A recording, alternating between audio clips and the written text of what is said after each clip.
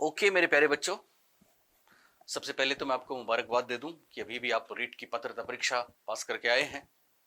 Result तो नहीं आया पर आप हमारे बच्चे हैं तो निश्चित रूप से पात्रता आपने अचीव कर ली है। जल्दी आपके पक्ष में रिजल्ट आने वाला है, गुड न्यूज आपको मिलेगी। सामने भर्तियों के अंबार हैं, हम आपके लिए बेस्ट ऑफ लक दुआ करते हैं, कामना करते हैं। विशेष रूप से साइकोलॉजी बैच के वो बच्चे जो सेकंड ग्रेड और फर्स्ट ग्रेड का ऐप ले चुके हैं, आपने बहुत धैर्य रखा, इसकी भी हम तारीफ करते हैं। हालांकि आप में से कुछ बच्चे विचलित हो भी गए तो वो उनकी मर्जी है, कोई नहीं। देखो, सबसे पहले तो मैं आपको बता दूं कि कई बार परिस्थितियां बेकाबू होती हैं, अपने हाथ में नहीं रहती, और ऐसा ही कुछ मेरे साथ हुआ था पिछले दिनों, तो जिस वजह से मैं डिले हुआ। और लेकिन फिर भी आपको पता है हम आपको हारने नहीं देंगे। आपने जो हम पे ट्रस्ट किया है, हम आपके साथ रहेंगे, क्योंकि आपको पता है ना, आपके सपने और हमारे सपने जुदा नहीं है। तो अब जी जान से हम लग जाएंगे, और आज मैं आपको पहला जो टॉपिक है उसका पहला वीडियो देने जा रहा हूं। ओके, ये फर्स्ट ग्रेड में, सेकंड ग्रेड में, आने वाली थर्ड ग्रेड रीट की भर्ती में उसके अभी टॉपिक्स नहीं आए हैं, पर बहुत हर जगह यूजफुल रहेगा, बेनिफिशियल रहेगा। चलिए तो शुरू करते हैं। बहुत ही महत्वपूर्ण टॉपिक है, और खास बात मैं आपको बता दूं, इसकी सबसे बड़ी बात यह कि इसमें ऑथेंटिसिटी की कमी है। पूरे राजस्थान में आपने देखा होगा अभी रीट पात्रता में क्या हुआ था, लोगों ने आंसर कीज डाली थी और कुछ देख देख के डाले थे, कुछ कैसे डाले थे, पर फिर भी आपको पता है सबसे ऑथेंटिक हमारी आंसर की थी, मैम की और हमारी। और यहाँ भी हम आपको ऑथेंटिक और एकदम सोफिस्टिकेटेड और एकदम टू द पॉइंट कंटेंट देने वाले हैं। और वो कंटेंट आपके लिए इतना महत्वपूर्ण रहेगा परीक्षाओं में, आप देखना, याद करोगे कि आपका मजा आ जाएगा। और कहीं कोई ऐसी बात हुई, आपको पता है ना, अब तो हमारी हिंदी ग्रंथ अकादमी भी हर एक इदारे में जाने वाली है, तो फिर कोई ऐसी बात हुई जो अगर परीक्षा ने या पेपर बनाने वाले ने आउट ऑफ सिलेबस दी या फिर कुछ गलत आंसर दिया, तो 1 मिनट में हम उसको डिलीट करवाएंगे, हम आपके साथ रहेंगे। ओके, तो चलिए ज्यादा बात ना करते हुए मैं शुरू करता हूं पहला टॉपिक अपना, और वो है एक्चुअली मनोविज्ञान, शिक्षा मनोविज्ञान। मनोविज्ञान क्या है, इसकी उत्पत्ति कैसे हुई, और खास और बहुत खास बात, इसका विकास कैसे हुआ, विकास की प्रक्रिया के आखिर कौन कौन से स्टेप्स हैं, हम उनकी बात करने वाले हैं आज। तो हेडिंग डालिए आप लोग, मनोविज्ञान, उत्पत्ति व विकास। एक बहुत से बच्चे कहते हैं सर पीडीएफ, हालांकि पीडीएफ आपको मिलती है, देते हैं, लेकिन फिर भी आप खुद नोट्स बनाए तो ज्यादा बेहतर रहता है, और मेरा ये स्टाइल है, हो सकता है आपको इससे बहुत ज्यादा बेनिफिट हो परीक्षा में। तो सब लोग हेडिंग डालें, मनोविज्ञान, उत्पत्ति एवं क्रमिक विकास, ओरिजिन एंड डेवलपमेंट। एक्चुअली मनोविज्ञान के विकास के कुछ स्टेप्स हैं, कुछ चरण हैं, और आप ध्यान रखना, मनोविज्ञान की विकास यात्रा के 4 चरण हैं साहब। कितने चरण हैं? 4 चरण हैं, उनको एक एक करके हम पढ़ेंगे। सबसे पहले पहली जो बात है 1 नंबर वाली, उसमें आप लिखिए, मनोविज्ञान आत्मा का विज्ञान है। किसका विज्ञान है? आत्मा का विज्ञान है। तो पहला चरण मनोविज्ञान की विकास यात्रा का शुरू होता है, और वो है मनोविज्ञान आत्मा का विज्ञान है। Psychology is the science of soul. Soul मतलब आत्मा। और इसके पक्ष में हम 4 तर्क देंगे, चारों ही बहुत बहुत बार परीक्षाओं में रिपीट हुए हैं, और कोई कंफ्यूजन नहीं रहना है, हम आपका सारा कंफ्यूजन भी दूर करेंगे। मनोविज्ञान की विकास यात्रा का पहला चरण है, मनोविज्ञान किसका विज्ञान है? आत्मा का विज्ञान है। या मनोविज्ञान किसका विज्ञान माना गया? आत्मा का विज्ञान माना गया, साइंस ऑफ सोल माना गया। क्यों? इसके पीछे 4 तर्क। तो कौन कौन से हैं वो बेहतरीन 4 तर्क? इनमें पहला है मनोविज्ञान शब्द की उत्पत्ति। ध्यान रखना, मनोविज्ञान शब्द की उत्पत्ति। अब वही वाली बात है, मनोविज्ञान हिंदी का शब्द है, ठीक है ना, तो मन प्लस विज्ञान नहीं करेंगे हम, क्योंकि सारा खेल इंग्लिश का है। इसलिए लिखते हैं हम, परीक्षा में भी ऐसा आता है, मनोविज्ञान शब्द की उत्पत्ति कौन से शब्दों से हुई, पर वास्तव में साइकोलॉजी शब्द की उत्पत्ति यहां मतलब है, मंतव्य वही है। तो पहला तर्क है कि साहब मनोविज्ञान शब्द की उत्पत्ति या साइकोलॉजी शब्द की उत्पत्ति ग्रीक भाषा। कौन सी भाषा? ग्रीक भाषा। आपको पता है ग्रीस यूनान को कहते हैं, और ग्रीस का मतलब यूनानी है, तो यूनानी भाषा। अगर यूनानी भाषा हिंदी में नहीं आता है, जो कि बहुत बार होता है कि नहीं आता है, ग्रीक भाषा आता है, तो आपको ध्यान रखना है, ग्रीक भाषा के 2 शब्दों से हुई है, और वो 2 शब्द हैं। पहला शब्द है साइके, पहला शब्द है साइके, और दूसरा शब्द है लोगोस। मनोविज्ञान शब्द की उत्पत्ति ग्रीक अथवा यूनानी भाषा के 2 शब्दों से हुई है, जिनमें पहला शब्द है साइके और दूसरा शब्द है लोगोस। साइके शब्द का अर्थ है आत्मा। साइके का क्या अर्थ है? आत्मा। और लोगोस का अर्थ है अध्ययन, वर्णन, व्याख्या, या फिर विज्ञान। साइके शब्द का अर्थ है आत्मा और लोगोस शब्द का अर्थ है अध्ययन, वर्णन, व्याख्या या फिर विज्ञान। तो बोलिए बच्चों, मनोविज्ञान किसका विज्ञान हुआ? आत्मा का विज्ञान हुआ, क्योंकि साहब इसके शब्द की जो शब्द का जो ओरिजिन है उसी में ही साइके और लोगोस दो शब्द आ गए, और साइके का मतलब हुआ आत्मा, लोगोस का मतलब हुआ विज्ञान। तो मनोविज्ञान किसका विज्ञान हो गया? आत्मा का विज्ञान हो गया। ये पहला तर्क है। एक बात यहां पे ध्यान रखना, पूछ ले आपको कि साहब मनोविज्ञान की उत्पत्ति कौन से दो शब्दों से हुई, तो बोलना है पहला साइके और दूसरा लोगस। साइके और लोगस कौन सी भाषा के शब्द हैं, तो बोलना ग्रीक भाषा। या ऐसा बोल दें मनोविज्ञान शब्द की उत्पत्ति कौन सी भाषा से हुई, तो आप बोलेंगे ग्रीक से हुई, यूनानी से हुई। मान लो परीक्षा में ग्रीक और यूनानी दोनों ही नहीं दिखे और लेटिन दिख जाए, तो आप लेटिन के साथ चले जाना, हम लेटिन आंसर मान लेंगे। और मान लो परीक्षा में ग्रीक और लेटिन दोनों आ गए, तो हम क्या करेंगे?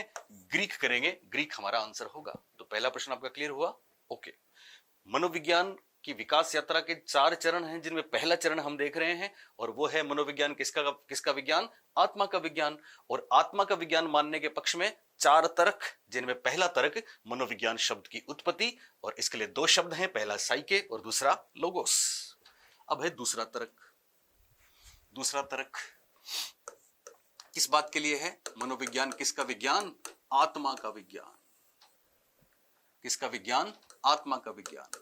और आत्मा का विज्ञान मानने के लिए एक तर्क हमने अभी आपको बताया, साइके और लोगस वाला, और दूसरा तर्क, तो यहां ध्यान दें, एक्चुअली जितने भी विषय हम पढ़ते हैं उन सब की जननी है फिलोसफी, उन सब की उत्पत्ति हुई है दर्शन शास्त्र से। इसलिए तो हम जो भी, आपको पता है ना, पुराने टाइम में, अभी भी एमफिल कर रहे हैं, ठीक है, पुराने टाइम में जो भी लोग पढ़ने पढ़ाने का काम करते थे उनको सब लोग दार्शनिक बोलते थे, फिलोसोफर बोलते थे, ठीक है। तो यहां भी ऐसा हुआ, और जब भी कोई दार्शनिक और फिलोसोफर की बात आती है तो पहला नाम आता है ग्रीक दार्शनिक या ग्रीक फिलोसोफर्स का, जिनमें मुख्य नाम आपने जरूर सुने हैं, सुकरात। सुकरात के शिष्य थे प्लेटो, और प्लेटो के शिष्य थे अरस्तु। तो इन लोगों ने मनोविज्ञान को आत्मा का विज्ञान माना। और मोटे तौर पे ध्यान रखना है, एग्जैक्ट टाइम की कोई जरूरत नहीं है, कि साहब सुकरात, प्लेटो, अरस्तु ईसा से 400-500 साल पहले हुए थे। तो बिफोर क्राइस्ट 4वीं और 5वीं शताब्दी में सुकरात हुए, उनके शिष्य प्लेटो हुए, उनके शिष्य अरस्तु हुए। तीनों का इतना महत्वपूर्ण योगदान है कि इन पे जरूर परीक्षा में प्रश्न आता है। लेकिन यहां एक बात मैं आपको बता दूं, आपका एक बहुत बड़ा कंफ्यूजन आपको दूर करना है, कि एक विद्वान हुए, आपने कई बार नाम सुना होगा, रेन डेकार्टे। रेन डेकार्टे या खाली डेकार्टे या देकार्टे शब्द आपने काफी बार सुना होगा, और बहुत जगह लगभग 90% किताबों में गलत लिखा है कि साहब देकार्टे ने मनोविज्ञान को आत्मा का विज्ञान माना है, जो कि निहायत ही गलत है। हमारी सबसे पहले वाली पुरानी बुक में हो सकता है वहां भी देकार्टे लिखा हो। एक्चुअली देकार्टे रेन डेकार्टे हैं जिन्होंने होब्स के साथ मिलकर डुअलिज्म और द्वैतवाद दिया। माइंड और बॉडी डिबेट की बात करने वाले वो लोग थे जो 16वीं शताब्दी के बाद आए हैं, 17वीं शताब्दी में आए थे।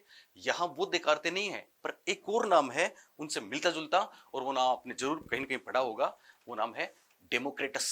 क्या नाम है? डेमोक्रेटस। तो यहां दूसरा तर्क में दे रहा हूं, 4 विद्वान हैं जिन्होंने मनोविज्ञान को आत्मा का विज्ञान बोला, और उनमें पहला नाम है डेमोक्रेटस। फिर मैं आपको बता दूं, डेमोक्रेटस यूनानी विद्वान हैं, यूनानी फिलोसोफर हैं, लेकिन ये डेकार्टे नहीं है, वो डिस्कार्टे हैं।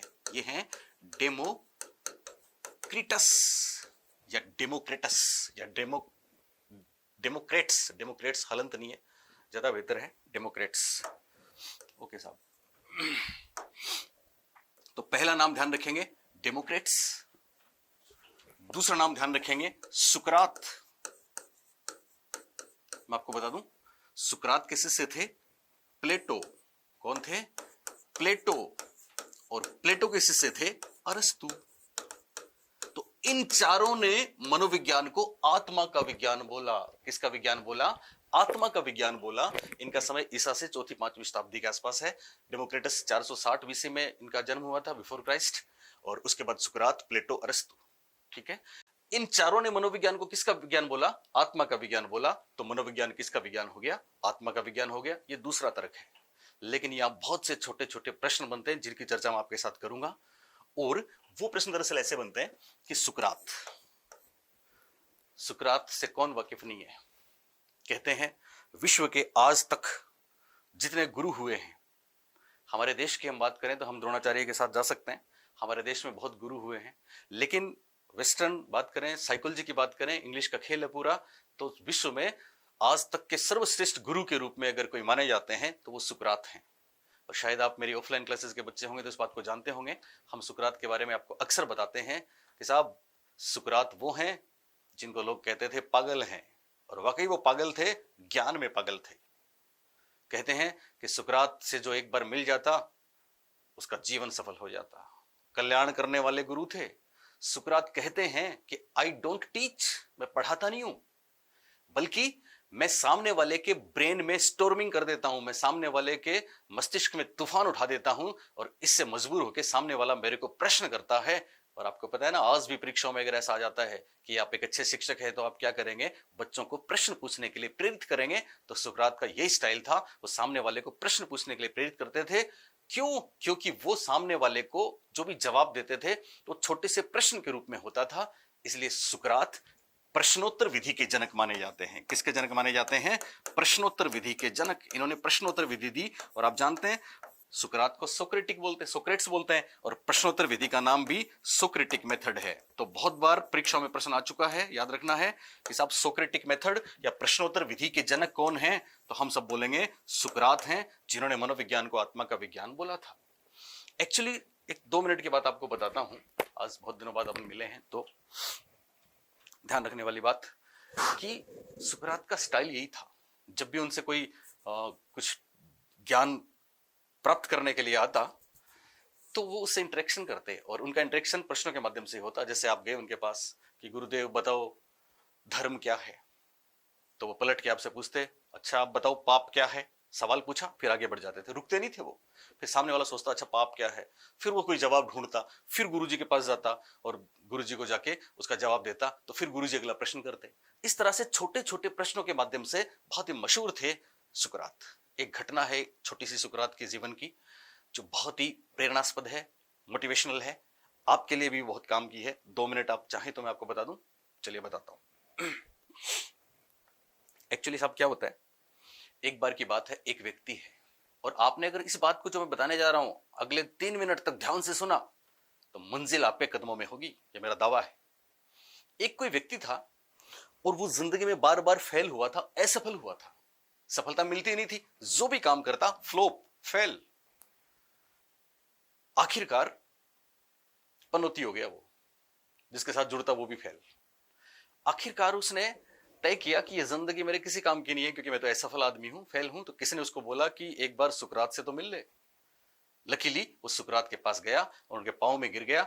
उसने कहा गुरुजी मैं जिंदगी में बार बार हारा हूं, असफल हुआ हूं, फेल हुआ हूं, क्या करूं? सुकरात ने उसकी तरफ देख, गनीमत थी कि वो सबको देखते भी नहीं थे, उसकी तरफ देख लिया और उसको बोला सफलता पाना चाहते हो? सवाल किया उन्होंने, सफलता पाना चाहते हो? आगे बढ़ गए, वापस गया उनके पास, बोला हाँ गुरुजी सफलता पाना चाहता हूं। सुकरात ने कहा बताओ सफलता के लिए क्या कर सकते हो, और फिर आगे बढ़ गए। वो वापस उनके पीछे गया और जाके बोला गुरुजी मैं सफलता के लिए कुछ भी कर सकता हूं। सुकरात ने उसकी तरफ देखा और फिर बोला कल सुबह मुझे अर्ली मॉर्निंग, वहां पे एक जैसे अपने पवित्र गंगा नदी बहती है, वैसे यूनान में एथेंस में एक नदी बहती है पवित्र, बहुत पवित्र नदी है, पाक दरिया है। तो सुकरात ने कहा कल सुबह अर्ली मॉर्निंग जंगल में नदी बहती है, उसके किनारे पर्टिकुलर उस जगह पे मुझे मिल सकते हो? फिर सवाल किया और चले गए। वो व्यक्ति रात भर सो नहीं पाया, और यकीन मानिए अगर आप भी रात को सो नहीं पा रहे हैं तो ये आपकी सफलता का प्रतीक है, मंजिल आपको मिलने वाली है, तभी रातों की नींद उड़ती है। वो शख्स रात भर सो नहीं पाया और नियत समय से पहले ही जाके नदी किनारे बैठ गया।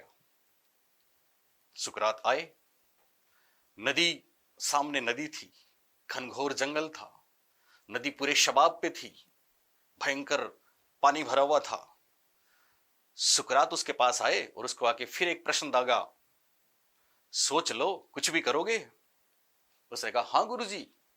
सुकरात ने उसका हाथ पकड़ा और पहला कदम नदी में बढ़ा दिया, मजबूती से उसका हाथ पकड़ा और नदी में पहला कदम बढ़ा दिया। सुकरात की हाइट ज्यादा थी, उन भाई साहब की हाइट कम थी। जैसे ही पहला कदम बढ़ाया सुकरात के पानी घुटनों तक आया, लेकिन भाई साहब के पानी कमर तक आ गया। मजबूती से हाथ पकड़ा है, फिर उसकी तरफ देखा, फिर उसको बोला सोच लो कुछ भी करोगे, और फिर अगला कदम बढ़ा दिया।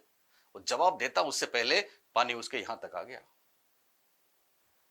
सुकरात के पानी नीचे था, उसके पानी ऊपर था, सामने गहरी नदी थी। और फिर सुकरात ने उसको पलट के देखा और फिर कहा, सोच लो, कुछ भी करोगे।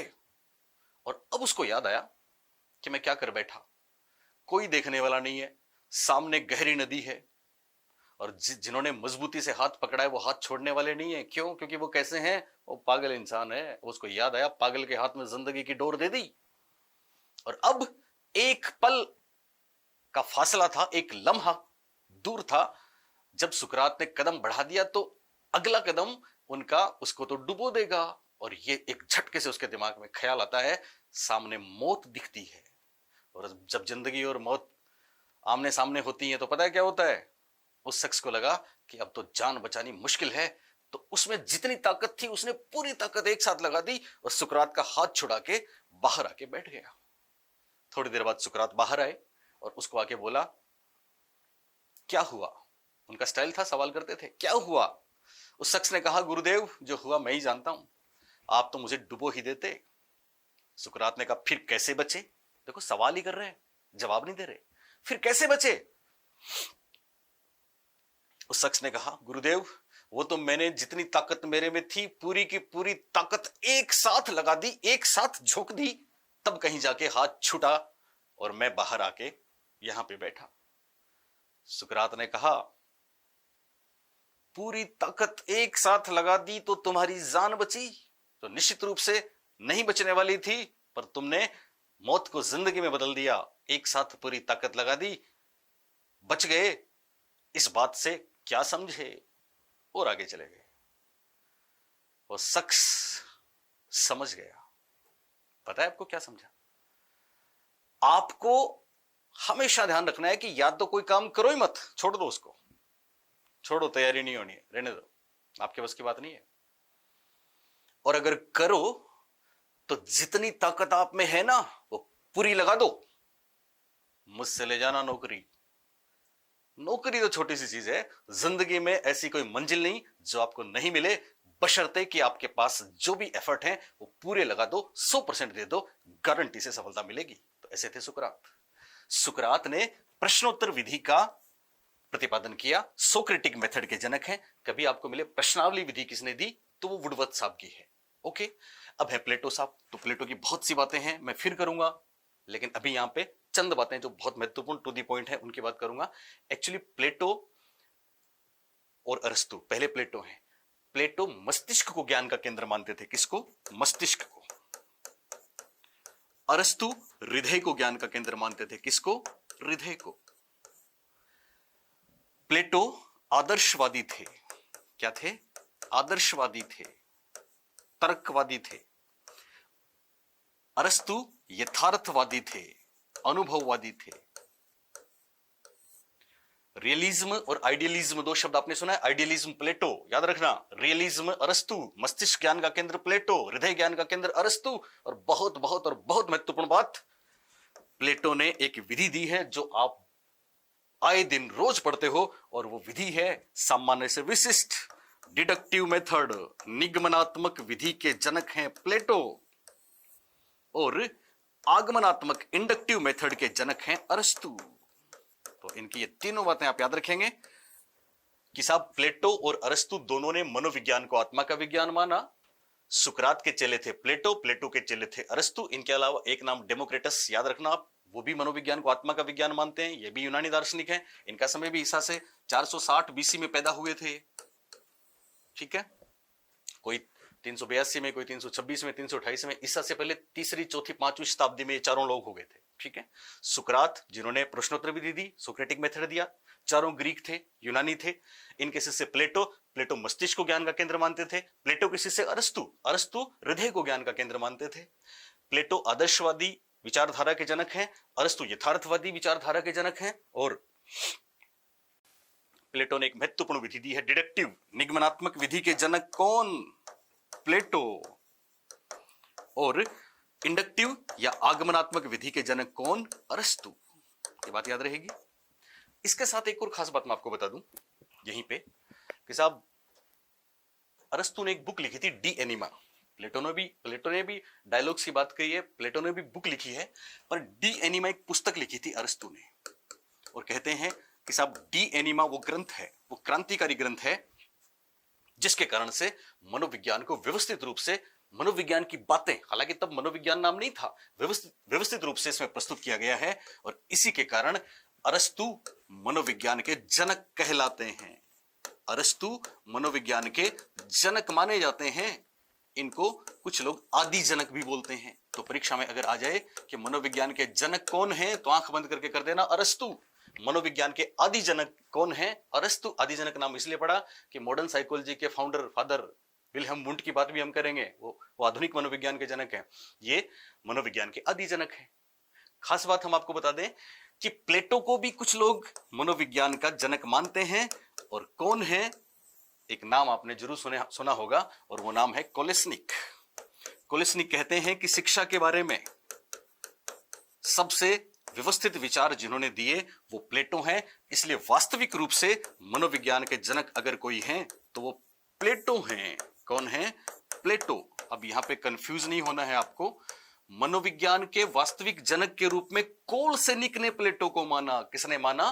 कोलसेनिक ने। तो ऐसा प्रश्न आया है, ठीक है। सारे प्रश्न जो भी मैं बोल रहा हूं, मेरे हर लफ्ज पे, हर शब्द पे गौर करना। सारे परीक्षा में प्रश्न आ चुके हैं।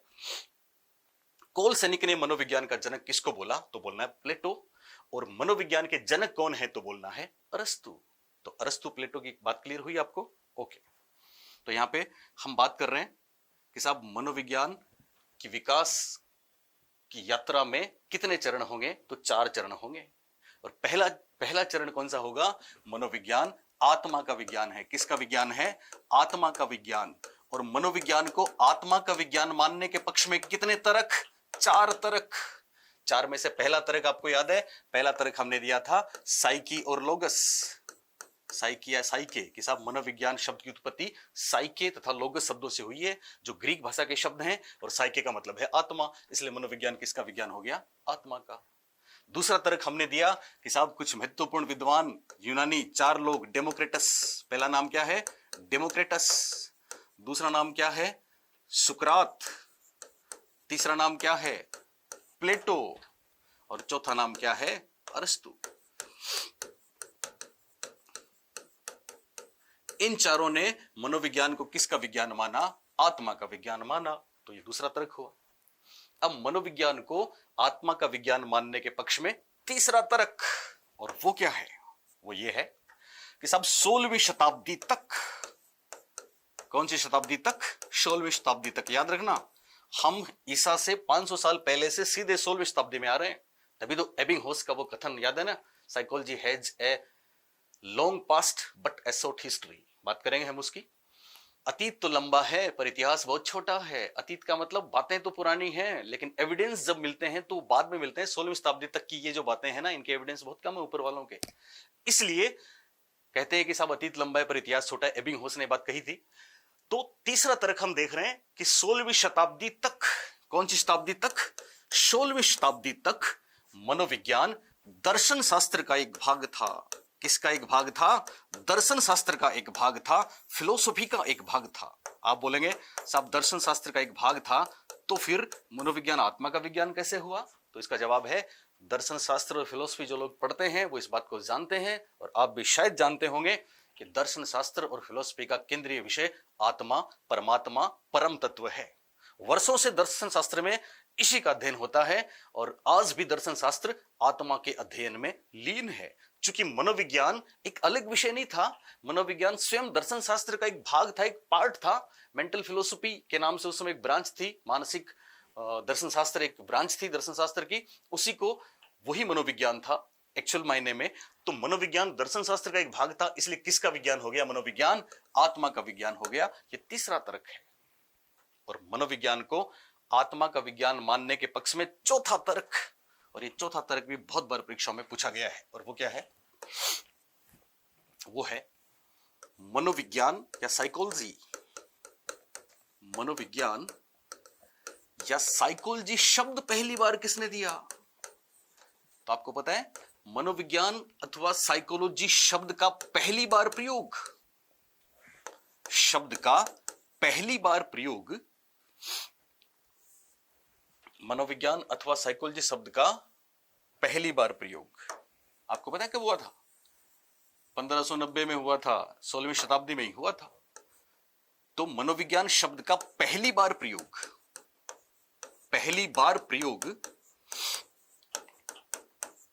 मनोविज्ञान शब्द का पहली बार प्रयोग, एक नाम याद रखना, ये भी यूनानी है, ये भी ग्रीक दार्शनिक है, रुडोल्फ गोइकले, दोनों बातें ठीक हैं। रुडोल्फ गोइकोल ने अपनी पुस्तक मनोविज्ञान शब्द का पहली बार प्रयोग एक और यूनानी दार्शनिक, एक और ग्रीक फिलोसोफर, ग्रीक दार्शनिक जिनका नाम था रुडोल्फ गोइकोल, उन्होंने अपनी पुस्तक, और आपको जान के खुशी होगी इनकी पुस्तक का नाम वही है जो आपके अपने ऐप का नाम है, और हमने नाम वहीं से लिया था। मैम ने और हमने दोनों की, मेरी ख्वाहिश थी कि मैं ये नाम लूं, लेकिन उससे पहले मेरे को पता लगा कि ये ऑलरेडी किसी के पास ऐप है, तो वो थी आपकी लकी आहूजा मैम। तो इसी साइकोलॉजी की बात पे हम दोनों एक साथ मिले, तो बहुत महत्वपूर्ण बात होती है ना ये।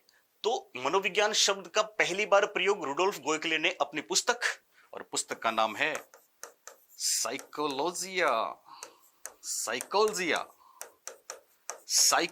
आपको याद है ना, हमने कई बार आपको व्हाट्सएप पे, कई बार आपके फोन पे आपने पूछा सर आपका ऐप कौन सा है, तो हमने बोला आप लिखते हो साइकोलॉजी PSYCHOLOGY, तो वाई हटा के IA लगा देना, ये वही साइकोलॉजिया है जो रुडोल्फ गोइकोल ने 1590 में लिखी थी। कब लिखी थी? 1590 में। तो 1590 में किया। ये काफी इंपॉर्टेंट बात है कि साहब मनोविज्ञान शब्द का प्रयोग पहली बार कब हुआ? 1590 में। किसने किया? रुडोल्फ गोइकोल ने। कौन सी बुक में किया? साइकोलॉजिया में। साइकोलॉजी आप सबको वैसे याद रहेगी क्योंकि आपका अपना ऐप है, वो भी क्या है? साइकोलॉजिया है। तो ये मनोविज्ञान को आत्मा का विज्ञान मानने के पक्ष में चौथा तर्क। कितने तर्क हुए? 4। हम बात कर रहे थे मनोविज्ञान की उत्पत्ति और विकास की। 4 चरण हैं इसके, और एक चरण हमने अभी पढ़ा है, याद रहेगा आपको। पहला चरण मनोविज्ञान, ऐसा भी पूछा जा सकता है मनोविज्ञान सबसे पहले किसका विज्ञान माना गया? ऑप्शंस आ जाएंगे, आत्मा का, मन का, चेतना का, व्यवहार का। तो आपको आंख बंद करके बोलना है आत्मा का। और मनोविज्ञान आत्मा का विज्ञान क्यों है, इसके पक्ष में 4 बातें। कितनी बातें? 4 बातें याद रहेंगी। पहली बात क्या थी? पहली बात यह थी कि साहब मनोविज्ञान शब्द की उत्पत्ति साइके और लोगोस शब्दों से हुई है, इसलिए आत्मा का विज्ञान हुआ। ग्रीक भाषा के वर्ड्स हैं। पहला तर्क, पहली बात, मनोविज्ञान को आत्मा का विज्ञान मानने के पक्ष में। दूसरा तर्क, चारों यूनानी दार्शनिक, चारों ग्रीक फिलोसोफर के नाम आपको याद रखने हैं। पहला नाम डेमोक्रिटस, दूसरा नाम सुकरात, तीसरा नाम प्लेटो, और चौथा नाम अरस्तु। इन्होंने मनोविज्ञान को आत्मा का विज्ञान माना, इसलिए मनोविज्ञान आत्मा का विज्ञान है। और मनोविज्ञान को आत्मा का विज्ञान मानने के पक्ष में तीसरा महत्वपूर्ण तर्क कि साहब मनोविज्ञान 16वीं शताब्दी तक तो अलग विषय था ही नहीं, वो तो दर्शन शास्त्र का एक भाग था, इसलिए मनोविज्ञान आत्मा का विज्ञान माना गया, क्योंकि दर्शन शास्त्र का केंद्रीय विषय क्या है? आत्मा है। और चौथा तर्क, महत्वपूर्ण बात, और वो है कि साहब साइकोलॉजिया बुक लिखी थी रुडोल्फ गोइकले ने 1590 में, और साइकोलॉजी शब्द या मनोविज्ञान शब्द का पहली बार प्रयोग कब हुआ था? 1590 में। ये चारों घटनाएं हो गई थी 16वीं शताब्दी से पहले 16वीं शताब्दी तक, इसलिए पहला जो चरण है वो आता है 16वीं शताब्दी तक। अब देखो, पहला चरण पूरा हुआ। अब हम मनोविज्ञान के विकास यात्रा का दूसरा चरण देखेंगे, लेकिन उससे पहले एक बात आप ध्यान दें कि साहब इन लोगों ने मनोविज्ञान को आत्मा के विज्ञान के रूप में माना,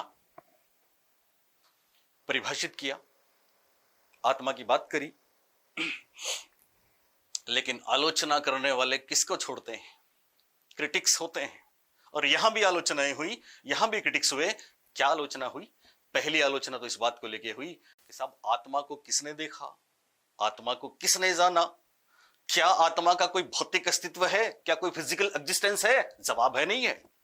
तो ऐसी कोई भी चीज जिसका कोई भौतिक अस्तित्व नहीं हो, हम उसकी एक परिभाषा कदापि नहीं कर सकते। उसकी एक परिभाषा कभी भी सर्वमान्य नहीं हो सकती। और ये विवाद तो प्लेटो अरस्तु में हो गया था कि ज्ञान का केंद्र हृदय है कि मस्तिष्क। प्लेटो ने मस्तिष्क बोला तो अरस्तु ने हृदय बोला। प्लेटो ने आदर्शवाद तर्कवाद की बात करी, आइडियलिज्म की बात करी, तो अरस्तु ने इंपेरिकल या फिर अनुभववाद की बात करी, या फिर यथार्थवाद की बात करी, रियलम की बात करी। विवाद हुआ। इनके चेले भी बाद में अलग अलग अनुयायी बने हैं। लेकिन मुख्य बात कि आत्मा की एक सर्वमान्य परिभाषा देने में ये लोग असमर्थ रहे। दूसरी महत्वपूर्ण बात और वो ये कि साहब, जब आत्मा की परिभाषा ही सर्वमान्य नहीं है तब किसी भी विषय को आत्मा का विषय कैसे मान सकते हो? और इस बात पर सॉरी मनोविज्ञान की विकास यात्रा का दूसरा चरण सामने आया और वो आया था 17वीं शताब्दी में। कब आया था? 17वीं शताब्दी में। और ये 18वीं शताब्दी तक रहा। ये दो शताब्दियां, 17वीं और 18वीं, दोनों इस चरण के नाम रहेंगी। लेकिन इस चरण की शुरुआत होने से पहले एक खास घटना हुई थी। और वो घटना क्या थी, सुने।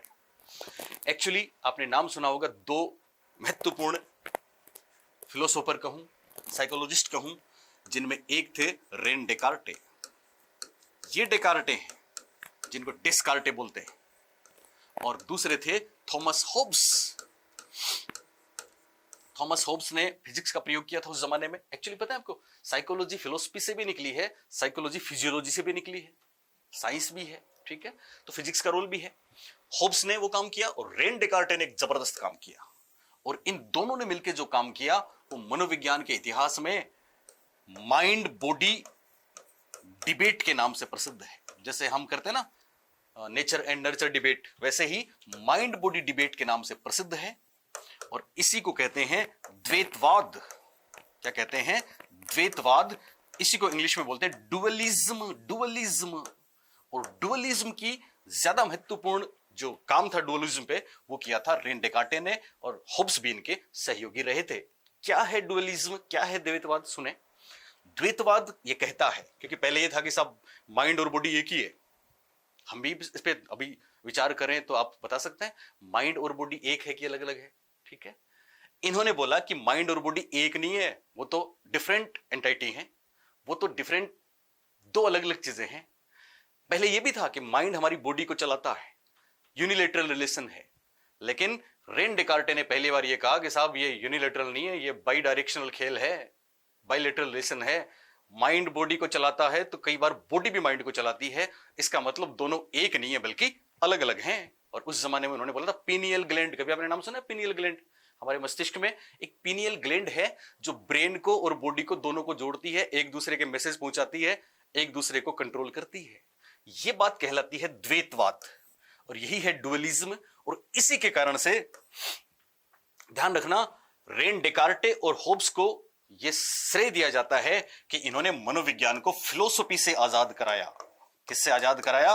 फिलोसॉफी से आजाद कराया, दर्शन शास्त्र के चुंगल से मुक्त कराया।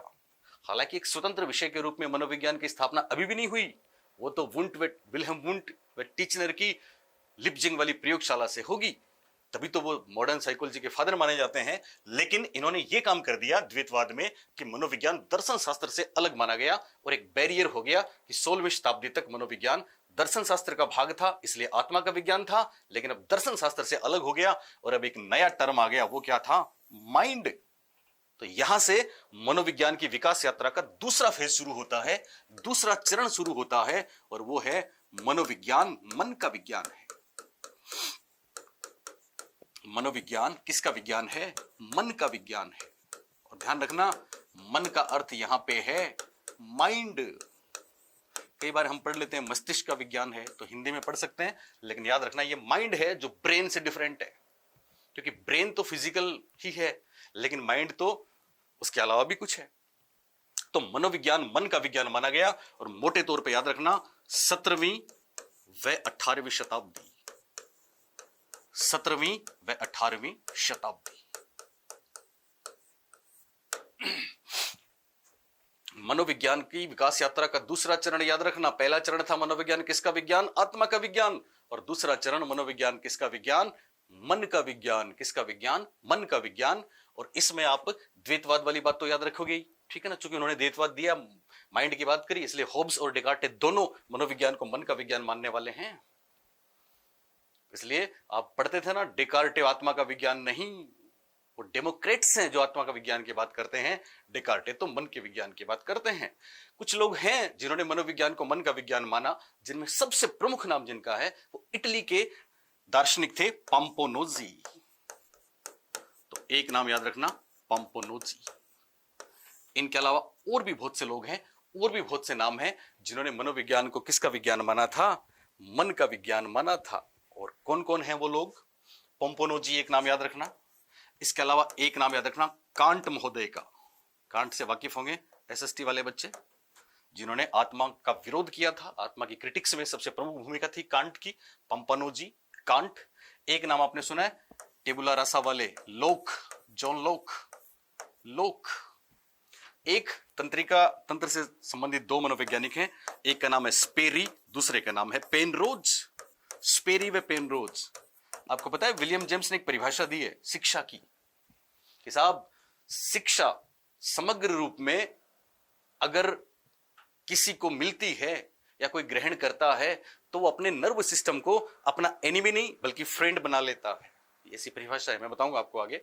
जो स्टेटमेंट्स परीक्षा में आए हैं और जिनके आने की संभावनाएं हैं, और कौन जाने हमेशा की तरह आपको पेपर में हमारा चेहरा दिखे, वो सारे स्टेटमेंट्स भी मैं आपको देने वाला हूं, क्योंकि आपने हमारा बहुत वेट किया, बहुत धीरज रखा, लेकिन आपको इसका रिजल्ट मिलेगा, चिंता नहीं करें।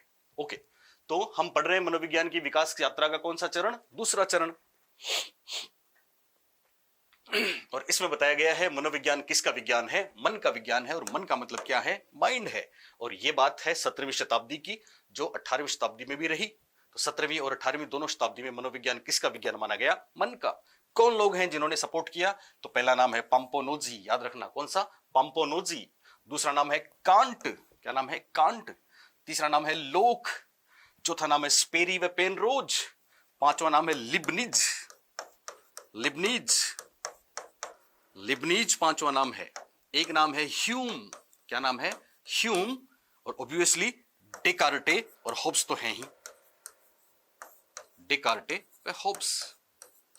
तो एटलीस्ट इतने नाम आपको ध्यान रखने हैं जिन्होंने मनोविज्ञान को मन का विज्ञान माना। बोले कौन कौन से नाम? पाम्पोनोजी, कांट, लोक, स्पेरी, Penrose, Leibniz, Hume, Descartes, Hobbes.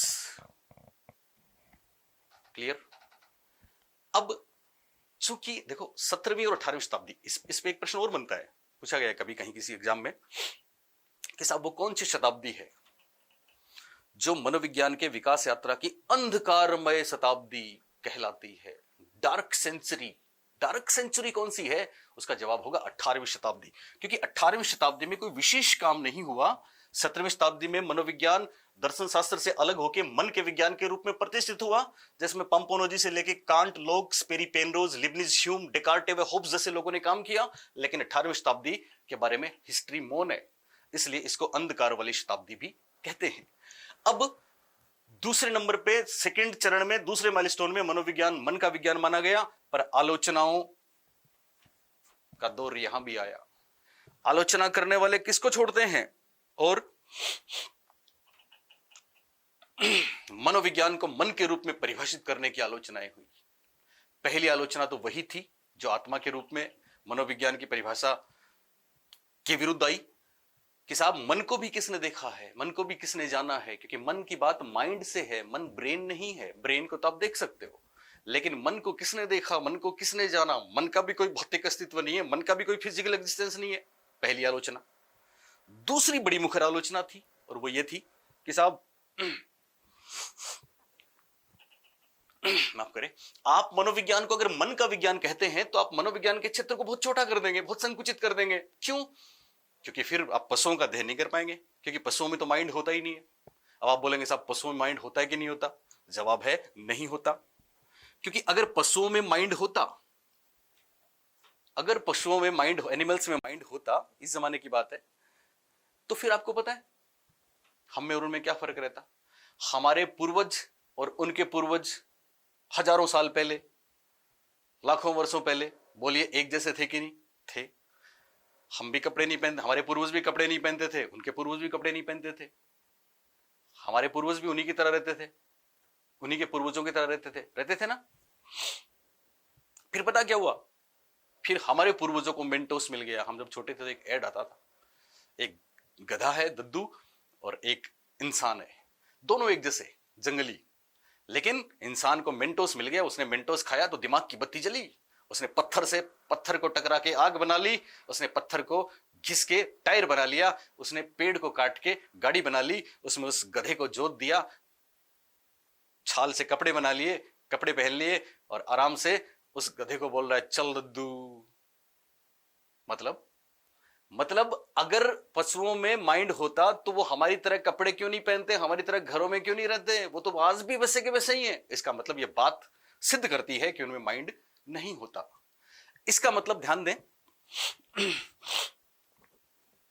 इसका मतलब मनोविज्ञान को अगर आप मन का विज्ञान मानेंगे तो प्राणी जगत का एक बहुत बड़ा हिस्सा है। और आपको पता है मनोविज्ञान में तो जितने प्रयोग हो रहे हैं सब पशुओं पे हो रहे हैं। आपने पढ़े भी हैं, थॉर्नडाइक से लेके पेवलो से लेके चिंपैंजी सुल्तान सारे। तो आप मनोविज्ञान के क्षेत्र को छोटा कर रहे हो। ये दूसरी आलोचना हुई। और तीसरी आलोचना जो बहुत भारी थी वो क्या थी कि साहब कौन से मन की बात कर रहे हो, चेतन मन की? हालांकि ये बात बाद में आई थी, अचेतन मन की या फिर अवचेतन मन की।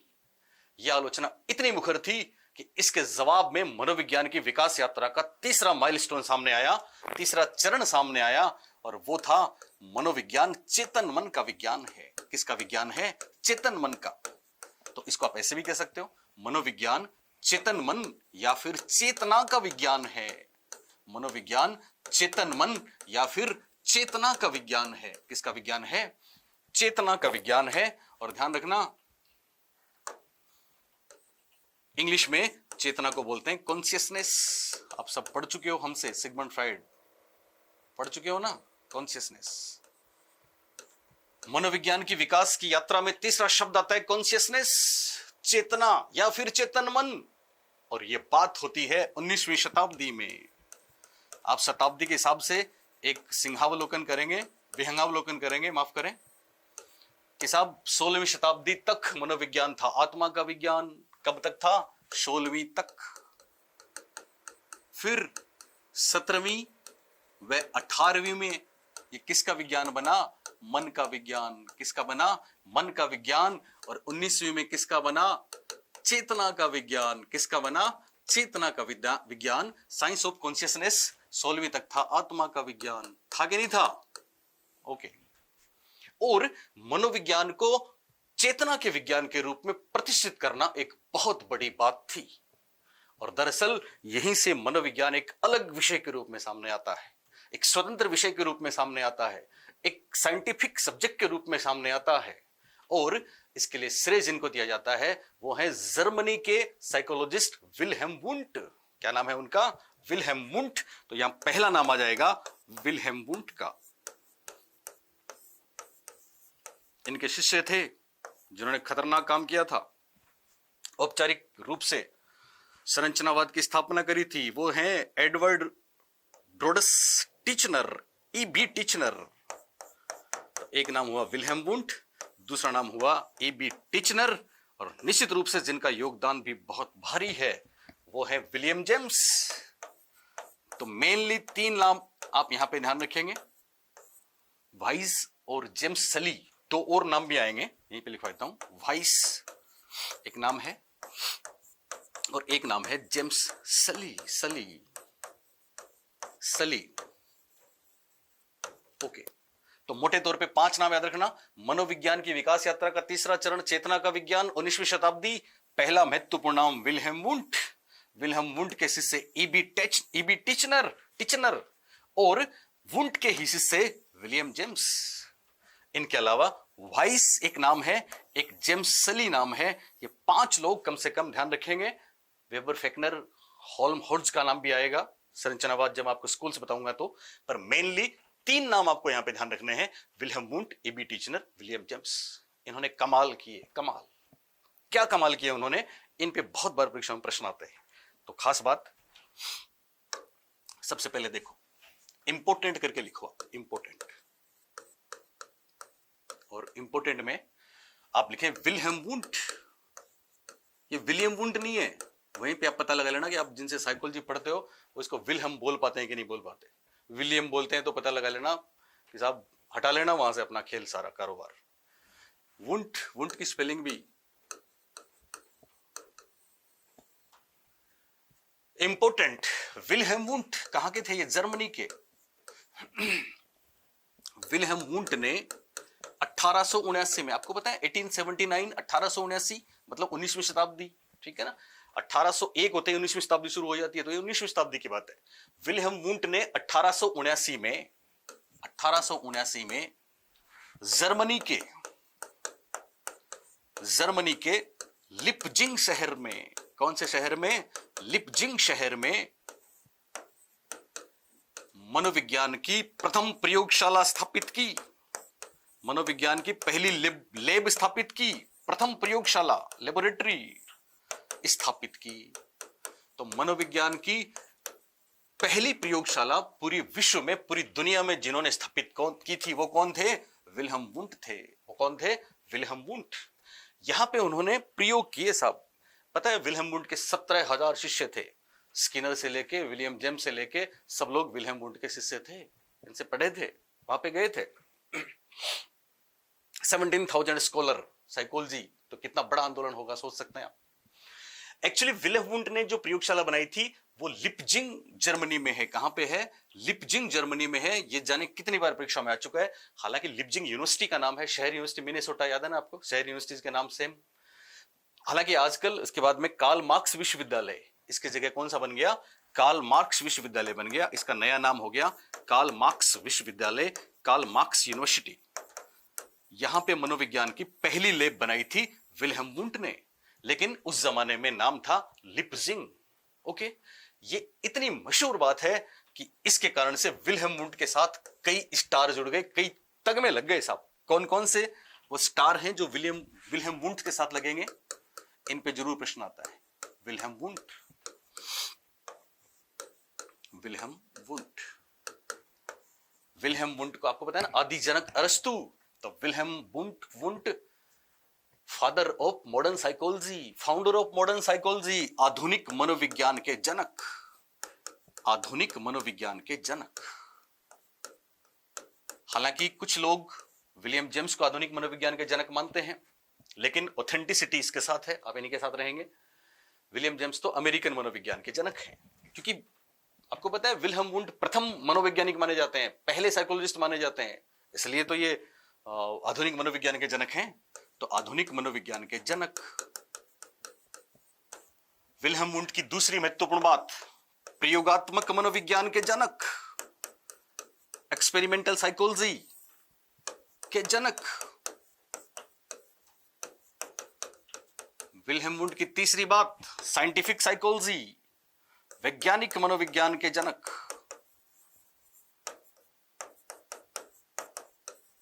स्टार लग रहे हैं साहब विल्हेम वुंट के।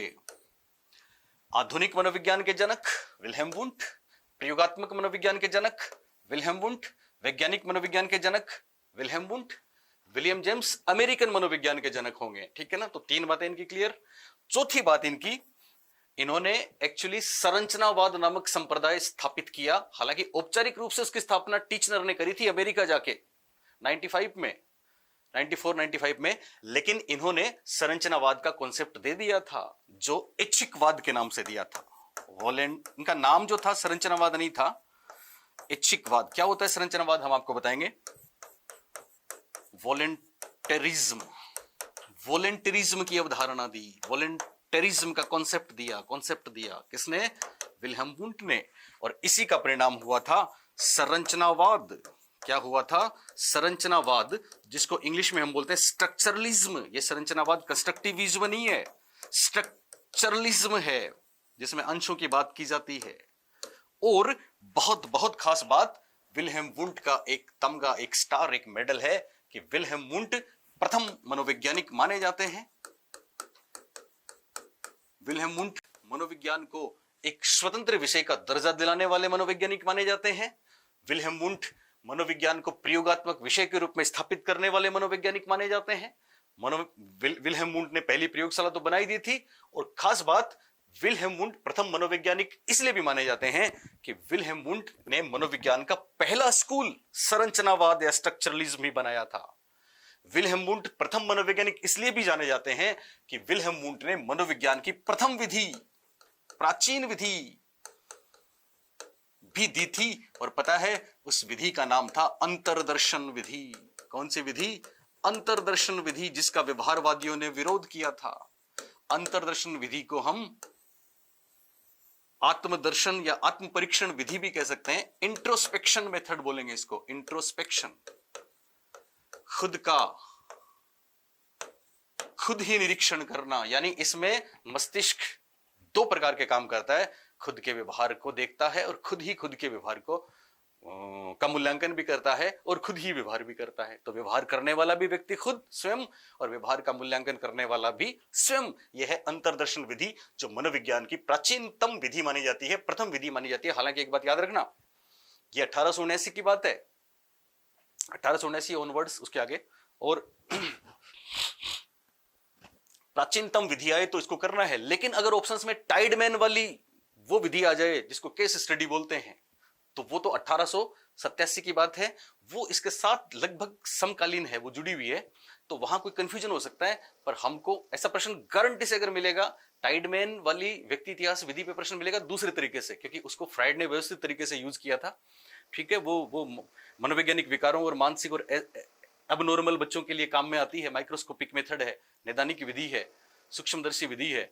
असामान्य व्यवहार वाले बालकों को हम उससे ठीक करते हैं, उनकी पूरी हिस्ट्री देखते हैं। ठीक है, तो वो भी समकालीन है, टाइडमैन ने पहली बार उसको दिया था। लेकिन अगर ऐसा प्रश्न आए कि साहब मनोविज्ञान की सबसे पुरानी विधि कौन सी है, तो आंख बंद करके करना है अंतर्दर्शन विधि। क्या करना है? अंतर्दर्शन विधि, इंट्रोस्पेक्शन मेथड। अंतर्दर्शन विधि के जनक कौन है? Wilhelm wound. और विल्हेम वुंड ने मनोविज्ञान को अपनी पहली लेबोरेटरी में क्या साबित किया कि साहब मनोविज्ञान तो चेतना का विज्ञान है। किसका विज्ञान है? चेतना का विज्ञान है। साइंस ऑफ कॉन्शियसनेस है। किसका विज्ञान है? चेतना या चेतन मन या साइंस ऑफ कॉन्शियसनेस का विज्ञान है। और आपको याद है इन्होंने चेतना के 3 तत्व भी बताए थे, सेंसेस, इमेज एंड फीलिंग। संवेदना, भाव और सेंसेस, फीलिंग एंड इमेज, प्रतिमा। संवेदना, भाव और प्रतिमा। कभी कभी आता है संवेदना, प्रतिमा और अनुराग, तो अनुराग फीलिंग्स को बोलते हैं, भाव को बोलते हैं। तो एक तो फीलिंग्स या भाव याद रखना, एक संवेदना और एक प्रतिमा। तो विल्हेम वुंड ने कितने महत्वपूर्ण काम किए? चेतना के तत्व बताए। क्या बताए? तत्व बताए, कंपोनेंट्स बताए, चेतना का स्ट्रक्चर बताया। और इन्होंने 3 तत्व बताए जो अक्षर परीक्षा में पूछे गए हैं। पहला है संवेदना। चेतना के तत्व कितने? 3। किसने बताए?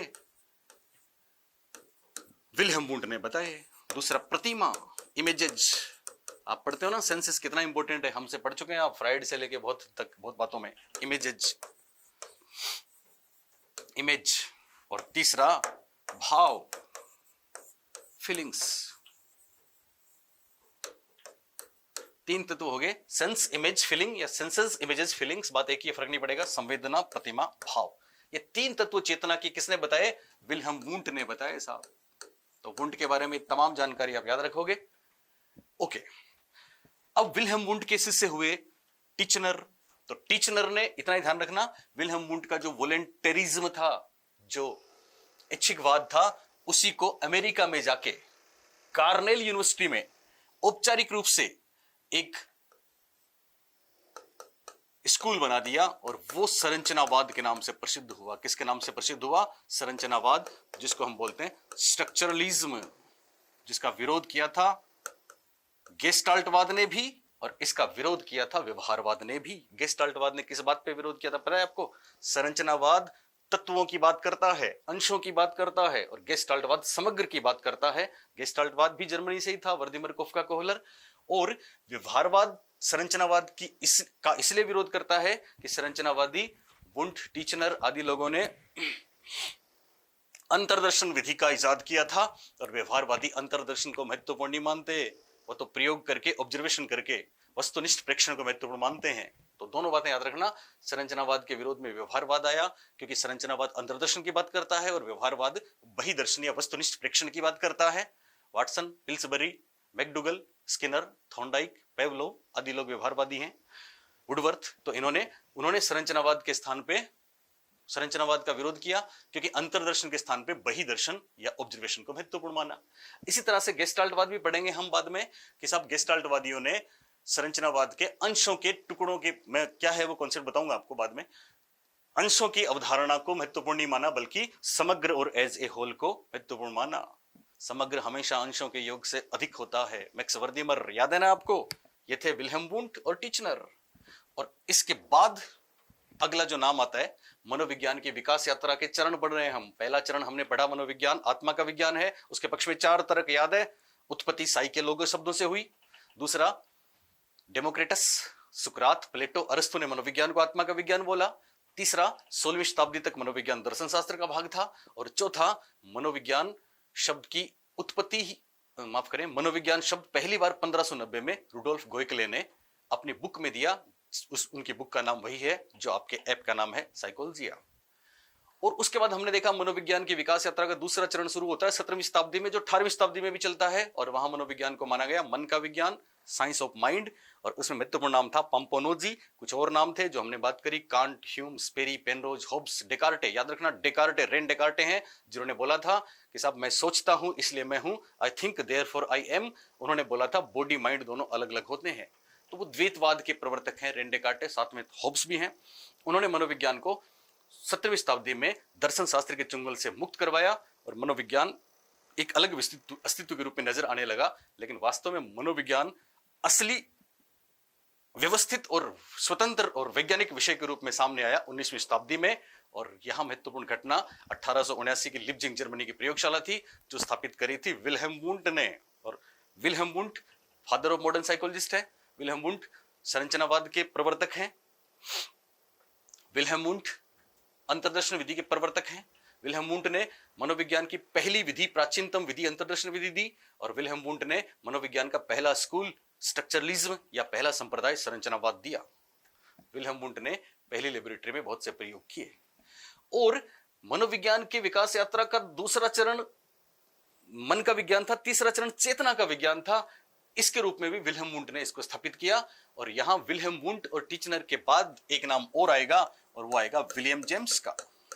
विलियम जेम्स, विलियम जेम्स ने, चूंकि विलियम जेम्स विल्हेम वुंट से इन्फ्लुएंस थे, प्रभावित थे, शिष्य थे, अमेरिका में इन्होंने अपने तरीके से न केवल मनोविज्ञान की एक लेबोरेटरी की स्थापना की, बल्कि एक ऐतिहासिक ग्रंथ लिखा जो मेरे ख्याल से हर साइकोलॉजी का बच्चा जानता होगा, और उसका नाम है principles of psychology. Principles of psychology वो बुक है जिसके कारण से बहुत लोग विलियम जेम्स को भी आधुनिक मनोविज्ञान का जनक मानते हैं। लेकिन आपको नहीं मानना है। प्रिंसिपल्स ऑफ साइकोलॉजी, और ये इतनी महत्वपूर्ण है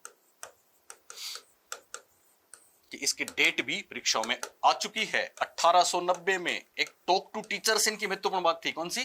टॉक टू टीचर्स।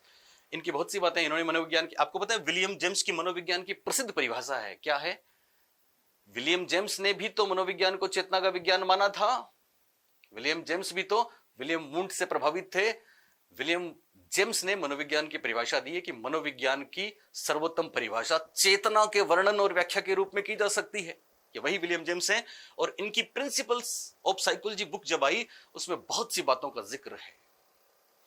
इसमें हैबिट्स की बात करी इन्होंने, इसमें मूल प्रवृत्ति की बात करी इन्होंने, इसमें आपके सेल्फ कॉन्सेप्ट जो टॉपिक है सेकंड ग्रेड में, स्व प्रत्यय, आत्म प्रत्यय की बात करी, स्वयं के अस्तित्व की बात करी, रेन डेकार्टे ने भी करी थी।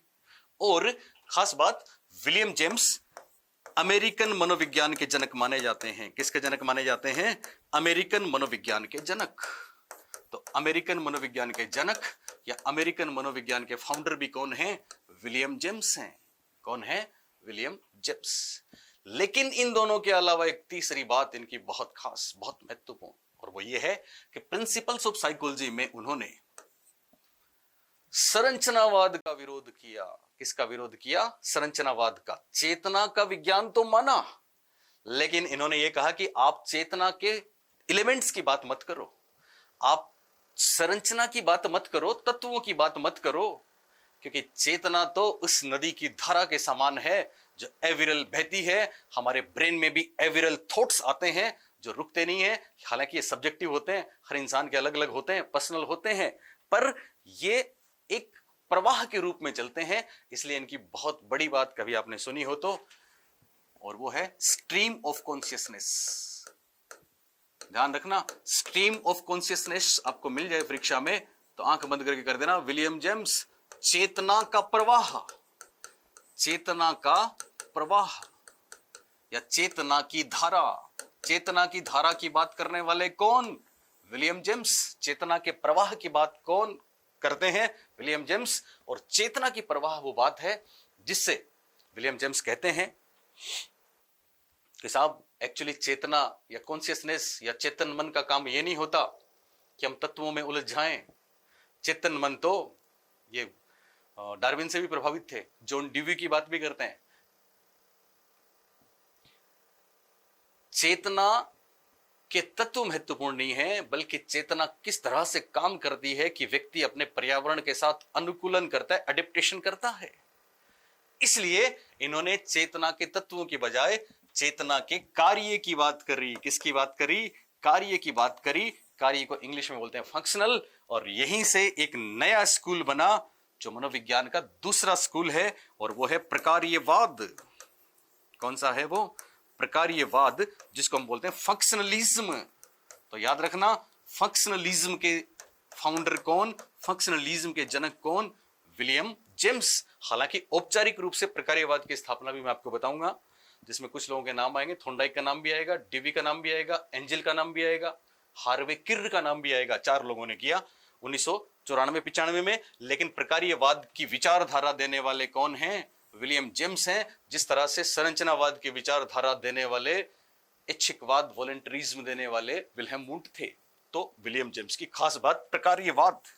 फंक्शनलिज्म क्या होता है? प्रकार्यवाद मैं आपको बता चुका हूं। प्रकार्यवाद किस तरह से हमारी चेतना काम करती है, इसकी बात करता है। यह मनोविज्ञान की विकास यात्रा का तीसरा चरण था। कौन सा चरण था? तीसरा चरण था। आपको याद है? मनोविज्ञान की विकास यात्रा के कितने चरण? 4 चरण। पहला चरण मनोविज्ञान आत्मा का विज्ञान। किसका विज्ञान? आत्मा का विज्ञान। और इसके पक्ष में भी 4 बातें हमने आपको बताई थी। एक तो साइके और लोगस वाली बातें आपको याद रहेगी। दूसरा तर्क,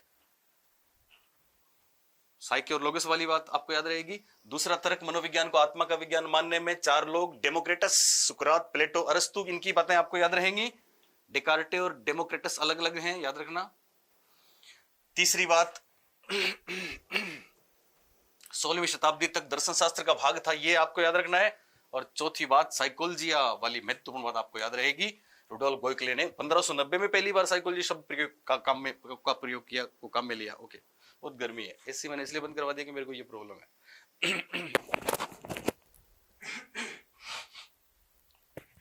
ओके प्यारे बच्चों, तो आपको गिला नहीं है ना, कोई शिकवा नहीं है ना देर होने का, डिले होने का? मेरे को कमेंट करके बताएंगे। ऐप में तो कमेंट में देख नहीं पाऊंगा। मेरे यूट्यूब चैनल पे भी मैं लगातार कुछ चीजें दूंगा आपको बेहतरीन, क्योंकि मैंने देखा है कि जाने कैसे कैसे लोगों को आप देखते रहते हैं। मैं भी कुछ बातें करूंगा आपसे। चलिए, तो फिर मनोविज्ञान की विकास यात्रा का दूसरा चरण शुरू हुआ। उसके लिए जिम्मेदार है रेन डेकार्टे और थॉमस हॉब्स। रेन डेकार्टे वही है जिन्होंने बोला है, I think therefore I am. I think therefore I am. Mind and body different entity हैं, डिफरेंट चीजें हैं। यहीं से मनोविज्ञान की विकास यात्रा का दूसरा चरण आता है, और यह है मनोविज्ञान। मन का विज्ञान है, माइंड का विज्ञान है, और यह 17वीं शताब्दी में हुआ और 18वीं शताब्दी में भी चला। और इसके पक्ष में पंपोनोजी, कांट, लोक, स्पेरी, पेनरोज, लिबनिज, ह्यूम, डेकार्टे व होब्स का नाम आपको ध्यान रखना था।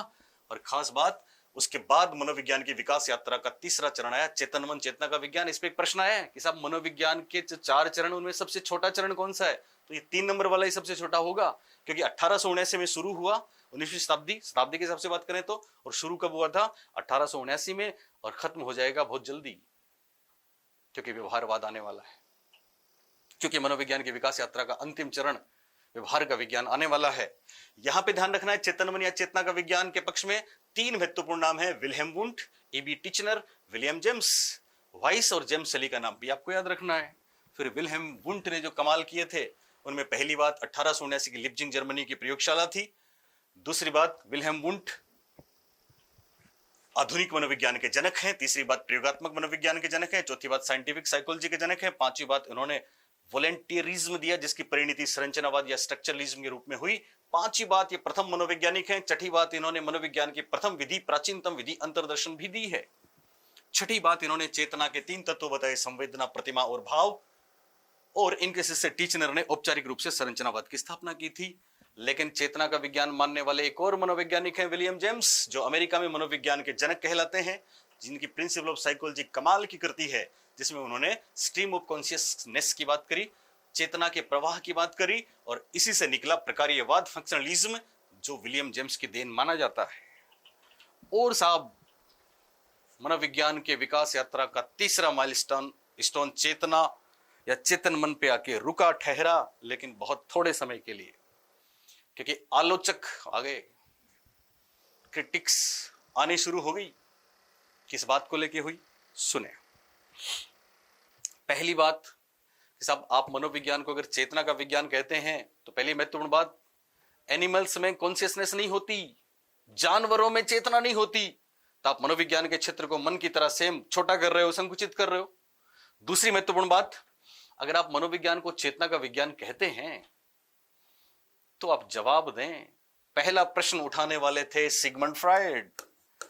सिगमंड फ्राइड के बारे में आपने सुना है ना कि साहब, अरस्तु के बाद अगर किसी ने सबसे क्रांतिकारी काम किया है तो वो सिगमंड फ्राइड हैं। रिसर्च और साइकोलॉजी के स्कॉलर सिगमंड फ्राइड को ही आधुनिक मनोविज्ञान का जनक मानते हैं। हालांकि आपको विल्हेम वुंट मानना है यहां पे अपनी परीक्षाओं में। तो सिगमंड फ्राइड ने 1890 में एक सवाल उठा दिया। क्या सवाल उठाया कि अगर आप मनोविज्ञान को चेतन मन का विज्ञान बताते हैं तो आप उस आइस वर्ग को याद कर लें, आप उस बर्फ की शिला को याद कर लें जिसका केवल 1/10 भाग ही हमें दिखता है, 9/10 तो कुछ और ही है। अचेतन और अवचेतन 9/10 है, वो तो दिखता ही नहीं है। उसकी बात तो आपने करी नहीं, तो आप तो मनोविज्ञान को केवल 10% सीमाओं में बांध रहे हो। आप मनोविज्ञान को केवल 10% तक लाके छोड़ रहे हो। यह बहुत बड़ी आलोचना थी, और इस आलोचना का जवाब आना शुरू हुआ 1890 के बाद। और जवाब देने वालों में सबसे पहला नाम मैं आपको बता दूं। जवाब देने वालों ने कहा कि साहब, मनोविज्ञान चेतना का विज्ञान नहीं है, इसमें चेतन के साथ अचेतन, अवचेतन, अर्धचेतन तो है ही। ये तो फ्राइड साहब अपनी अलग एक धारा लेके आए। लेकिन इस आलोचना से एक और बात निकली, और वो निकली कि साहब, चेतना इंपॉर्टेंट नहीं है, बल्कि मनुष्य का व्यवहार इंपॉर्टेंट है। यहां सॉरी मनोविज्ञान की विकास यात्रा का चौथा और अंतिम चरण सामने आता है, और वो है मनोविज्ञान व्यवहार का विज्ञान। मनोविज्ञान किसका विज्ञान? व्यवहार का विज्ञान।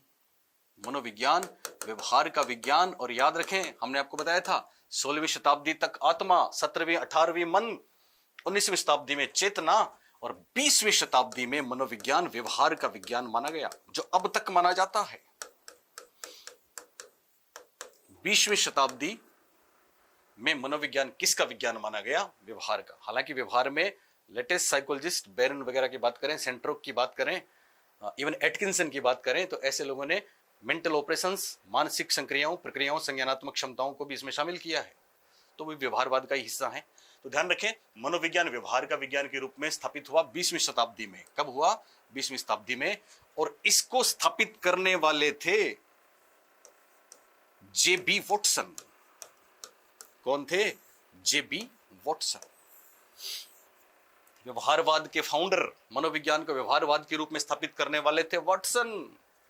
इन्होंने काम किया था ये 1913 में। वॉटसन वही हैं जो अंतर्दर्शन के बजाय बहिर्दर्शन की बात करते थे, बाकी लोग भी वकालत करते हैं। वॉटसन वही हैं जिन्होंने जेनेटिक्स और वंशानुक्रम को महत्वपूर्ण नहीं माना, वातावरण को महत्वपूर्ण माना। वॉटसन वही हैं जिन्होंने कहा था कि आप मुझे कोई भी बच्चा दे दें, या आप मुझे 1 दर्जन स्वस्थ बच्चे दे दें, और आप लिख दें, जो आप लिख दोगे हम उनको वो बना देंगे, हम उनको वैसा माहौल दे देंगे। आप कहोगे तो हम उनको डॉक्टर, चित्रकार, इंजीनियर, फिल्मकार, लेखक, कवि, प्रशासक, डाकू या भिखारी बना देंगे। यह व्यवहारवाद था। इसकी नींव रखी वाटसन ने 1913 में। एक्चुअली वाटसन की 3 किताबें और एक इनका लेख बहुत बार परीक्षाओं में पूछे गए हैं। चारों में कंफ्यूज नहीं होना है, मैं आपको बताऊंगा। लेकिन उससे पहले मैं आपको मैकडूगल साहब की एक बेहद महत्वपूर्ण बात बताता हूं जिसमें बहुत कंफ्यूजन है। वो क्या है? दरअसल फ्राइड साहब ने एक प्रश्नवाचक चिन्ह लगा दिया था 1890 में। उसके बाद उन्होंने 1899 में बुक लिखी थी इंटरप्रिटेशन ऑफ ड्रीम्स। 1900 में छप के आई थी। मनोविश्लेषण आ गया था 1900 में। लेकिन वो एक अलग धारा है। हम सिगमंड फ्राइड को व्यवहारवादी नहीं मानते, लेकिन उनकी बात, वो कहते हैं ना, जब बात चली तो फिर दूर तलक जाती है। उनकी बात से एक और काम हुआ और 2 महत्वपूर्ण नाम जिन्होंने सबसे पहले व्यवहार शब्द का उपयोग किया, उनमें एक नाम है मैकडूगल और दूसरा नाम है पिल्सबरी।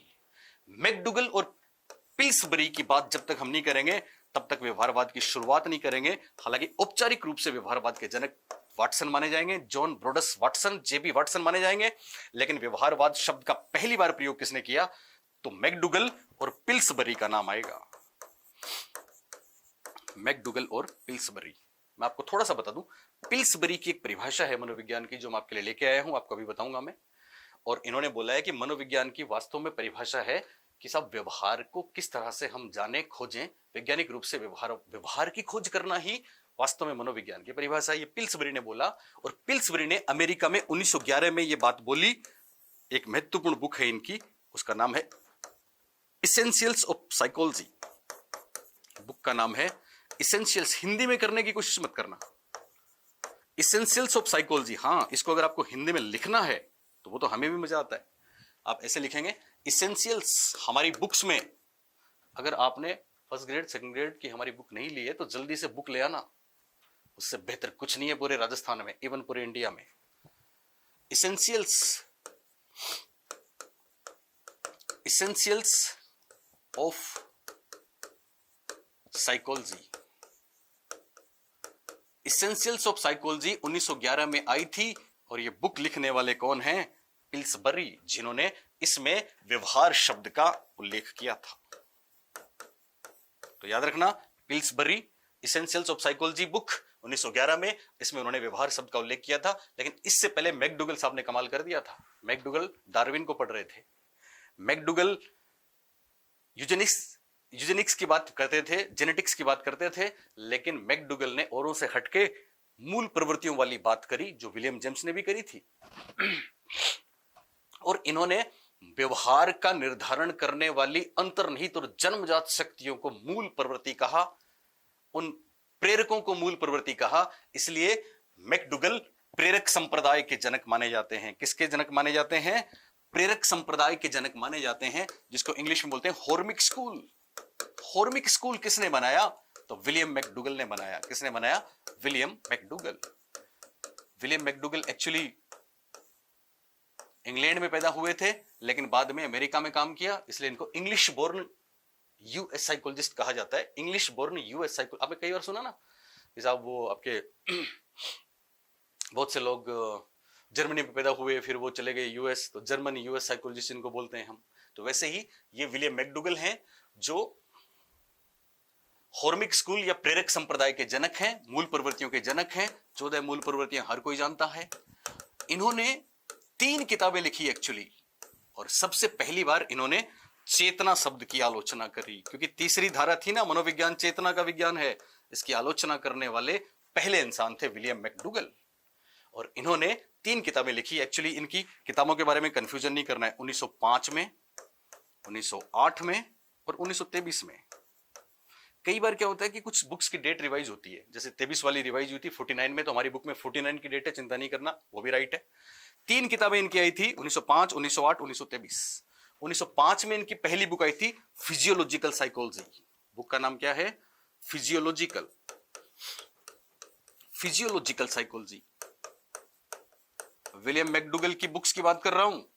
1905 में पहली बुक आई थी फिजियोलॉजिकल साइकोलॉजी।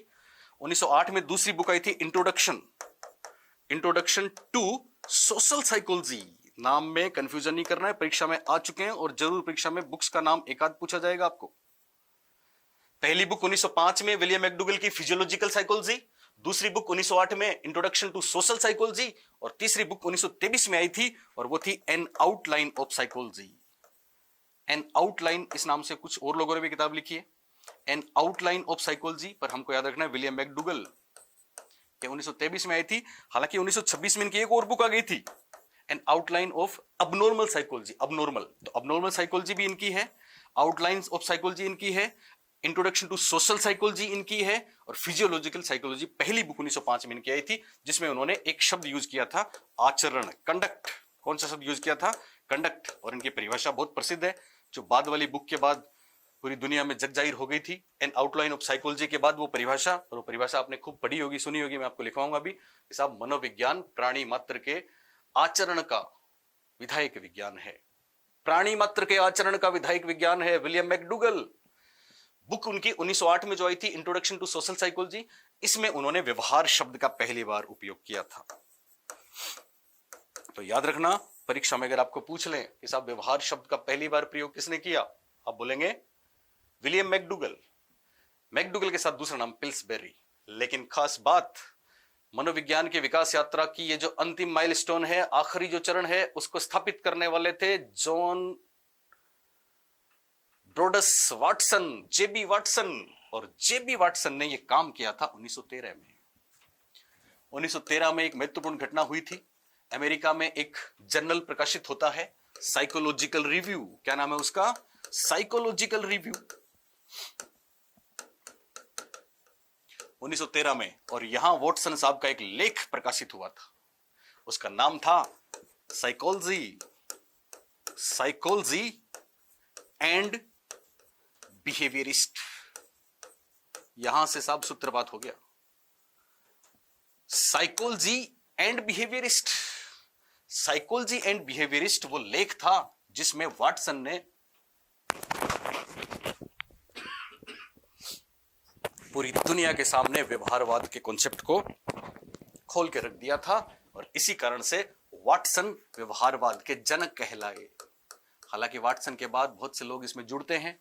व्यवहारवादियों की बात करें तो थॉर्नडाइक से लेके, अभी मैंने आपको बताया, McDougall, Pillsbury, Watson, Pavlov, Skinner, Guthrie, Clark Hull, Woodworth, और जाने कितने नाम हैं जिनको हम व्यवहारवादी बोलते हैं, पर वाटसन व्यवहारवाद के जनक माने जाते हैं, और ये काम किया था 1913 में।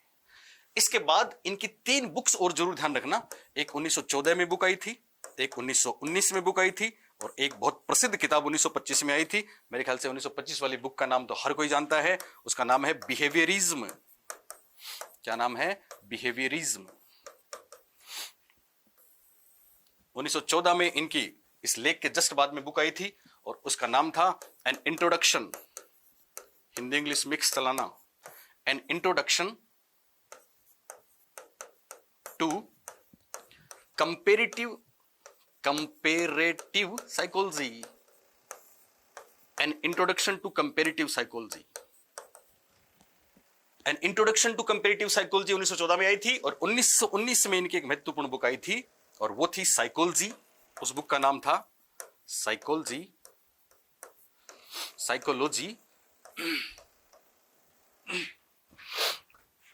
फ्रॉम द स्टैंड पॉइंट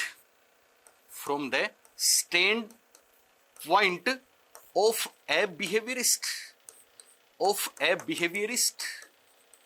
चिंता नहीं करनी है, बिहेवियरिस्ट नाम यहां भी आ रहा है, बिहेवियरिज्म यहां भी आ रहा है, बिहेवियरिस्ट नाम यहां भी आ रहा है। तो उनका पहला लेख था, उसका नाम था साइकोलॉजी एंड बिहेवियरिस्ट।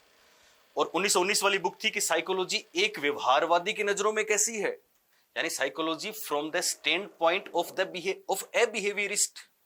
एक बिहेवियरिस्ट के स्टैंड पॉइंट से साइकोलॉजी क्या है, तो बिहेवियरिस्ट की बात होगी, ठीक है। An introduction to comparative psychology, इसमें बिहेवियर शब्द नहीं आया, पर 1914 में इनकी बुक आई थी, 1919 में आई थी, 1925 में आई थी। ये थे वाटसन, ये था व्यवहारवाद। और व्यवहारवाद क्या बोलता है, सुने। व्यवहारवाद कहता है कि मनोविज्ञान में, व्यवहारवाद क्या बोलता है, व्यवहारवाद के क्या जंक्शन है, सुनना। 20वीं शताब्दी में व्यवहारवाद आ गया था, ओके। क्या बोलता है व्यवहारवाद? कि मनोविज्ञान में न केवल चेतन बल्कि अचेतन, अवचेतन सभी का अध्ययन किया जाएगा। व्यवहारवाद बोलता है कि मनोविज्ञान में न केवल मनुष्य बल्कि तमाम पशु पक्षियों का भी अध्ययन किया जाएगा, पशु पक्षियों को भी शामिल किया जाएगा। व्यवहारवाद क्या बोलता है कि व्यवहारवाद न केवल मनुष्य के, न केवल प्राणी के व्यवहार का, केवल मनुष्य नहीं सभी प्राणी, न केवल प्राणी के व्यवहार का बल्कि व्यवहार पर प्रभाव डालने वाले, व्यवहार पर प्रभाव डालने वाले, न केवल प्राणी के व्यवहार का बल्कि व्यवहार पर प्रभाव डालने वाले समस्त कारकों का अध्ययन करता है। व्यवहार पर प्रभाव डालने वाले समस्त कारकों का अध्ययन करता है। और ये समस्त कारक वो हैं जिनको हम साइकोलॉजी में पढ़ते हैं, जैसे कि आवश्यकता, जैसे कि अभिप्रेरणा, जैसे कि वातावरण, जैसे कि अपनी तमाम संज्ञानात्मक क्षमताएं, प्रत्यक्षीकरण, समस्या समाधान, मेमोरी से लेके निर्णयन तक, इन मूल प्रवृत्तियां, संवेग, इन सब का, वातावरण, परिस्थितियां, परिवेश, इन सब का अध्ययन करने वाला क्या है? व्यवहारवाद। और ये मनोविज्ञान का विकास यात्रा का आखिरी पड़ाव है, चौथा स्टेप है। आपको पूछ लें वर्तमान में मनोविज्ञान किसका विज्ञान? व्यवहार का। सबसे पहले किसका विज्ञान? आत्मा का। आत्मा का विज्ञान कब तक रहा? 16वीं शताब्दी तक। 17वीं शताब्दी में किसका विज्ञान हुआ? मन का। 18वीं शताब्दी में भी किसका रहा? मन का।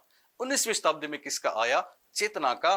और चेतना का विज्ञान, मनोविज्ञान को तीसरे चरण में माना गया, जो सबसे छोटा चरण माना जाता है। चेतना पे सवाल उठाए थे 1890 में, तो 1879 से 1890 तक शॉर्ट एक टाइम था जिसमें मनोविज्ञान के विकास यात्रा का तीसरा चरण माना गया, सबसे छोटा। अंधकार वाली शताब्दी 18वीं शताब्दी मैंने आपको बता दी है।